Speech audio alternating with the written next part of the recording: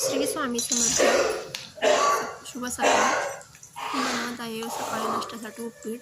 त्यासाठी मी तेलात थोडे शेंगदाणे टाकलेले आहे, थोडी मुगाची डाळ टाकलेली आहे, त्यानंतर हिरवी मिरची, कढीपत्ता, कांदा परतून घेतलेला आहे. त्यानंतर मी त्याच्यामध्ये 1.5 ग्लास पाणी टाकलेलं आहे, 1 चमचा मीठ, हळद नाही टाकलेला, मी पांढराच बनवलेला आहे पीठ. त्यात मी टाकले आहे थोडे फुटाणे, चांगली चव येते फुटाण्याने. उकळी आली की मग त्यातमध्ये रवा टाकायचा.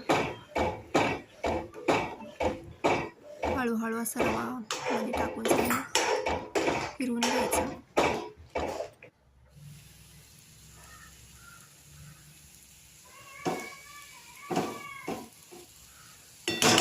पाच मिनिटं झाकून ठेवायचं. नंतर मग त्यात